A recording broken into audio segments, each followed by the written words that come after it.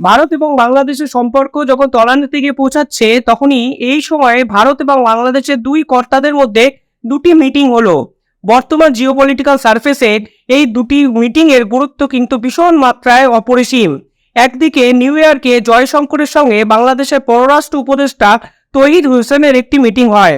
এই পররাষ্ট্র উপদেষ্টা একাধিক সময় ভারত বিরোধী বিভিন্ন কথাবার্তা বলেছিলেন এবং তিনি এটাও বলেছিলেন ভারতের সরকার আওয়ামী লীগ ছাড়া অন্য কোনো রাজনৈতিক দলকেই মনে করে ইসলাম চালিত একটি দল বা ইসলামিস্ট কোনো দল।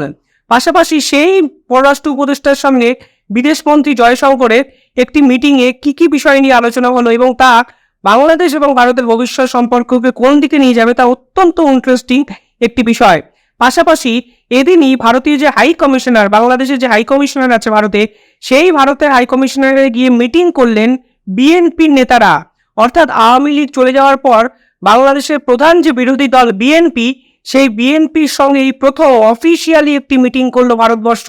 মনে রাখতে হবে এই বিএনপির সঙ্গে ভারত কিন্তু কয়েক দশক ধরে দূরত্ব বজায় রাখছিল, সেটা শেখ হাসিনা হোক কিংবা আওয়ামী লীগ কিংবা সংখ্যালঘুদের উপর অত্যাচার হোক, এই বিএনপিকে কিন্তু কার্যত অচ্ছুত করে রেখেছিল ভারতের বিভিন্ন কর্তারা।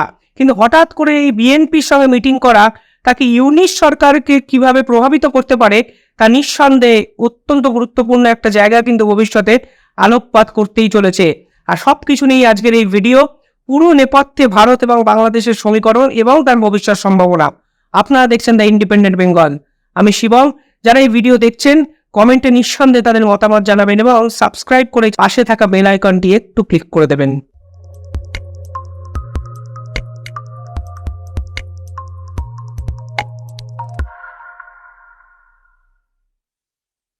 তার অত্যন্ত দুটি মিটিং হয়েছে যা ইন্টারেস্টিংলি ভারত এবং বাংলাদেশের জিওপলিটিক্যাল সিনারিওকে ভবিষ্যতে ডমিনেট করতে পারে। একদিকে মিটিং হয়েছে জয়শঙ্করের সঙ্গে বাংলাদেশের পররাষ্ট্র উপদেষ্টা তৌহিদ হোসেনের। মনে রাখতে হবে মোদির এই বিদেশ নীতি এবং কূটনীতি যে ব্যক্তিটি এখন ডিসাইড করেন তার নিঃসন্দেহে জয়শঙ্কর। সেরকমভাবে বলা যায় মোদির এই সেকেন্ড হ্যান্ডের সঙ্গে এই মিটিং নিঃসন্দেহে বাংলাদেশের ক্ষেত্রেও কিন্তু অভূতপূর্ব একটা সাফল্য। কিন্তু তৌহিদ হোসেন, যিনি কিনা একাধিক সময় ভারতের বিরুদ্ধাচরণ করেছিলেন, তিনি হঠাৎ করে জয়শঙ্করের সঙ্গে মিটিং কেন করলেন? কারণটা খুবই সহজ। মনে রাখতে হবে মোদি কিন্তু পরিষ্কারভাবে মোহাম্মদ ইউনূসকে সময় দিতে পারেননি। অর্থাৎ মোহাম্মদ ইউনূস বারংবার করে মোদিকে সময় চেয়েও তিনি কিন্তু ব্যর্থ হয়েছেন। ফলে বাংলাদেশের সবচেয়ে বড় সমস্যা ভারতের একাধিক চুক্তি এবং বর্তমান অর্থনৈতিক পরিকাঠামো রিফরমেশন, যেখানে ভারতবর্ষ কিন্তু অত্যন্ত গুরুত্বপূর্ণ একটা ভূমিকা নিতেই পারে। তৌহিদ হোসেন এই ক্ষেত্রে ভারতের সঙ্গে কথা বলে এই বিষয়টা কিন্তু অত্যন্ত ডিপ্লোম্যাটিক ওয়েতে ডিল করার চেষ্টা করছেন। কিন্তু এই তৌহিদ হোসেন একাধিক সময় ভারত বিরোধী কিছু মন্তব্য করেন। তিনি বলেছিলেন আওয়ামী লীগ ছাড়া বাকি সব দলগুলি ইসলামিক দল, এরকমই মনে করেন ভারতবর্ষ। তিনি বলেছিলেন হাসিনাকে দেশে ফিরিয়ে আনার জন্য চিঠি দেব ভারতকে, এবং বিভিন্ন সময় একাধিক ক্ষেত্রে ভারত বিরোধী আবেগকে কাজে লাগিয়ে তিনি তার পদে থেকেছেন এবং ভারতের বিরুদ্ধাচরণ করে ভারত এবং বাংলাদেশের সম্পর্ক কিন্তু তলানিতে নিয়ে গেছেন। কিছুদিন আগে ওনার একটি ইন্টারভিউ আমি দেখছিলাম, সেখানে উনি দাবি করেছেন ইউনূস যে কিছুদিন আগে বলেছিলেন যে হাসিনা ভারতে থাকুক, কিন্তু ভারত যেন হাসিনার মুখ বন্ধ করার একটা চেষ্টা বজায় রাখে, সেইটাকে উনি সমর্থন করে বলেছিলেন ভারতের উচিত হাসিনাকে তার নিজের দেশে রাখা, কিন্তু মুখ যেন ওনাকে বন্ধ করে রাখার অনুরোধ করে ভারতবর্ষ।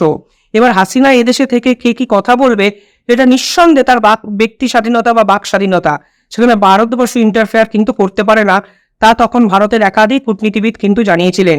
প্রেক্ষাপটটা হলো যে স্টেটমেন্ট প্রধানমন্ত্রীর কাছ থেকে এসেছে, যেটা আসলে এই সরকারের জন্য খুব সুবিধাজনক হচ্ছে না, স্বস্তিকর হচ্ছে না। এটাই আমরা চাই যে তিনি ভারতে বসে যেন এটা না করেন। এবার তৌহিদ হোসেন কেন জয়শঙ্করের সঙ্গে মিটিং করলেন? প্রথমেতে নিঃসন্দেহে বাংলাদেশের অর্থনৈতিক পরিকাঠামো রিফর্ম করার জন্য ভারতকে তাদেরকে দরকার, কারণ ভারতের সঙ্গে বাংলাদেশের একাধিক চুক্তি, একাধিক ব্যবসা বাণিজ্য সম্পর্ক এবং দুই দেশের প্রতিবেশীর যে সীমা এতটাই সংকীর্ণ যে একে অপরকে এড়িয়ে ভবিষ্যতে চলাটাই প্রায় কার্যকর অসম্ভব। ফলে সেখানে ভারতের সঙ্গে এই সম্পর্ক রক্ষা করা বাংলাদেশের প্রাইম কাজ, এটা মনে করেছেন অনেকে। কিন্তু বাংলাদেশের উপদেষ্টারা অনেক দেরিতে এটা কিন্তু ফিল করেছেন এবং বর্তমানে তিস্তা চুক্তি, ডোমর বাঁধ, ফারাক্কা ব্যারেজ, ইলিশ মাছ পাঠানো, একাধিক ইস্যুতে ভারত এবং বাংলাদেশের সম্পর্ক কিন্তু তলানির দিকে টেকেছে। সেখানে তৌহিদ হোসেন চাইছে ভারত যেন কোনো চরম মনোভাব না নেয়, ফলে তাদের সঙ্গে সম্পর্ক বজায় রাখা বাংলাদেশ কিন্তু খুব ট্যাকটিফুলি বা ট্যাকটিক্যালি কিন্তু এটা করার চেষ্টা করে যাচ্ছে। এবং আপনারা যদি দেখেন তাহলে দেখতে পাবেন ভারতকে ইলিশ পাঠানোর যেমন একটা উপায় বার করেছেন, ঠিক সেরকমভাবে জয়শঙ্করের সঙ্গে মিটিং করে ভারতের সঙ্গে বাংলাদেশের সম্পর্ককে ফের একবার মসৃণ করার চেষ্টা করে যাচ্ছেন।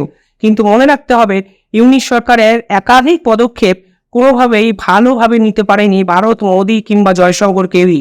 পাশাপাশি অন্য একটি মিটিং হলো বাংলাদেশের হাই কমিশনারের। অত্যন্ত উল্লেখযোগ্যভাবে সেই মিটিংটি করলেন বিএনপির যে প্রধান কর্তা, তিনি কার সঙ্গে মিটিং করলেন? ভারতের হাই কমিশনারের সঙ্গে, যিনি বাংলাদেশে এই মুহূর্তে আছেন। নতুন করে লিখতে হবে নাকি একেবারেই বাতিল করে নতুন সংবিধান আনতে হবে, সেটা সেই পার্লামেন্টই সিদ্ধান্ত নেবে। এই সরকার যাদেরকে দায়িত্ব, তাদের মধ্যেই অনেকে যখন বলেন নতুন দল তৈরি করতে হবে, তখন বিস্মিত না হয়ে পড়া যায় না এই এখতিয়ার ওনাকে কে দিয়েছে। এবার বিএনপিকে কেন অচ্ছুত করে রেখেছিল ভারতবর্ষ? দেখুন, প্রথম কারণ নিঃসন্দেহে বিএনপি হলো আওয়ামী লীগের একটা বিরোধী দল। ভারতের সঙ্গে আওয়ামী লীগের সম্পর্ক কিন্তু অত্যন্ত ভালোভাবে মসৃণ গতিতে এগিয়ে যাচ্ছিল। তার জন্য তারা প্রধান বিরোধী দলের সঙ্গে কোনো কথা বলেনি। কিন্তু এরপরও বিভিন্ন ক্ষেত্রে দেখা যায় কূটনৈতিক সম্পর্ক রক্ষা করার জন্য বহু দেশে বিরোধী দলগুলোর সঙ্গেও বিভিন্ন সময় মিটিং আলোচনা করেন একাধিক দেশের কর্তারা। কিন্তু এক্ষেত্রে বিএনপিকে বিভিন্ন কারণে কিন্তু তারা পুরো এই লিস্টের বাইরেই, আলোচনার লিস্টের বাইরেই রেখেছিল। এর কারণ যদি দেখেন তাহলে দেখতে পাবেন বিএনপির বিরোধিতা করেছিল ভারত প্রধানত 4টি কারণে। 1 নম্বর, নিঃসন্দেহে এই যে বিএনপি, তার আইডেন্টিটি ফোকাস ছিল মুসলিম, অর্থাৎ তারা মুসলিম সম্প্রদায় বা মুসলিমদের অত্যন্ত বেশি ফোকাস করে সরকার গঠন করার চেষ্টা করেছে বিভিন্ন সময়, যা কিন্তু ভারত কোনোভাবেই মেনে নেয়নি। পাশাপাশি আওয়ামী লীগ সরকার ছিল মানুষের সরকার, তারা মানুষকে ফোকাস করেছিল, সেখানে ধর্মীয় মেরুকরণ ভেদাভেদকে তিনি চূর্ণ করে দিতে চেয়েছিলেন, ঠিক বিএনপির অপোজিট। কিন্তু বিএনপির এই স্ট্যাটটা কিন্তু নিঃসন্দেহে ভারতের বিরুদ্ধাচরণকে প্রধানত ভূমিকা। দ্বিতীয়, এই বিএনপির কিছু ক্ষেত্রে দেখা যায় পাকিস্তান এবং চায়নার সঙ্গে তারা অত্যন্ত গভীর একটা সম্পর্ক মেনটেন করতেন অতীতে। আর ডিপ্লোম্যাটিক ওয়েতে পাকিস্তান এবং চায়না দুপক্ষই ভারতের কার্যত শত্রু। তার জন্য বিএনপিকে ভারত কিন্তু কোনোভাবেই ট্রিট করেনি কখনোই। পরবর্তীকালে বিভিন্ন ক্ষেত্রে এই যে উত্তর পূর্ব ভারতের যে বিভিন্ন দাঙ্গা হয় ভারতে, অনেকে মনে করেন বিএনপি এই দাঙ্গার মদদ দেয়। বিএনপির সঙ্গে বিভিন্ন জঙ্গি সংগঠনের আঁতাত আছে এবং তারা উত্তর পূর্ব ভারত বা 7 সিস্টার্সে বিভিন্ন সময় দাঙ্গা লাগাতে কিন্তু কার্যকরী ভূমিকা নেয়। তার জন্য ভারত কিন্তু এই বিএনপিকে দূরে সরিয়ে রেখেছিল। এবং 1996 সাল থেকে 2001 সাল অবধি ভারত এবং বাংলাদেশের বিভিন্ন রকম স্টেটমেন্ট, একে অপরের বিরুদ্ধে কার্যত যুদ্ধ ঘোষণা, তখন কিন্তু বিএনপিকে চিরতরে এই ভারত বিরোধী করে তোলে এবং ভারত বিরোধী আখ্যা দেয়। ফলে প্রধানত এই 4টি কারণে বিএনপিকে কিন্তু দূরে সরিয়ে রেখেছিল ভারতবর্ষ। সরকারে ছিলেন, সর্বশেষ একজন রাষ্ট্রদূত ছিলেন, এই শেখ হাসিনার রাষ্ট্রদূত ছিলেন। তারপরে এই যে অগাস্ট বিপ্লব, জুলাই অগাস্টের বিপ্লব, এটি থেকে অনেকেই কেবলমাত্র ছাত্র সমাজের বলে অভিহিত করতে চায়। আমার দল বিএনপি 17টি বছর নিরলসভাবে সংগ্রাম, অনেক রক্ত দিয়েছে, 60 লক্ষ মামলা ও বহু মানুষ গুম হয়েছে বিএনপি সদস্য। এবং সর্বশেষ এই 1.5 মাসের যে চূড়ান্ত সংগ্রাম, সেখানে 422 জন বিএনপি কর্মী শহীদ হয়েছে। আমরা যেহেতু আমাদের ব্যানার ছিল না, আমাদের ছাত্র দল, যুব দল ব্যানার ছাড়া এই সংগ্রামে অবতীর্ণ হয়েছিল। এবং বিএনপির সাথে ভারতের যে কমিশনারের যে মিটিং, সেখানে বেরিয়ে এসেও বিএনপি কিন্তু যে স্টেটমেন্ট দিয়েছে তা নিঃসন্দেহে বিএনপির সঙ্গে ভারতের সম্পর্ক রিএস্টাবলিশ হচ্ছে, এ বোঝাই যাচ্ছে। বিএনপি কর্তা পরিষ্কারভাবে বলেছেন পানি সমস্যা, ইলিশ মাছের সমস্যা, একাধিক বিষয়ে আমরা কিন্তু ভারতের সঙ্গে কথা বলেছি এবং ভারতও চায় বিএনপির সঙ্গে সম্পর্ক বজায় রাখতে। অর্থাৎ সব মিলিয়ে বলা যায় পুরো খেলাটার মূলে কিন্তু আছে ভারতবর্ষ।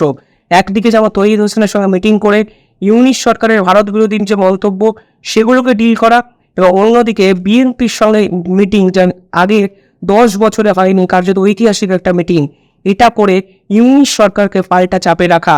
যদি নির্বাচন হয় তাহলে ভারত যদি বিএনপিকে সমর্থন করে, যদি আওয়ামী লীগ সেভাবে ফ্রন্টে না আসতে পারে, তাহলে অবাক হওয়ার কিছু থাকবে না। অর্থাৎ ভারত এবং বাংলাদেশের পুরো সম্পর্কের নিউক্লিয়াসটাই কিন্তু কন্ট্রোল করছে ভারত। তা পরিষ্কারভাবে এই দুটো মিটিংয়ের পরে বোঝা গেল এবং বুঝতেও পারছি। আপনারা কি ভাবছেন নিঃসন্দেহে কমেন্টে জানাবেন। বিএনপিকে বিশ্বাস করা কি ভারতের জন্য ভুল হতে পারে? এই প্রশ্ন থাকলো আপনাদের কাছে। চ্যানেলটি ভালো লাগলে একটু সাবস্ক্রাইব করে দেবেন।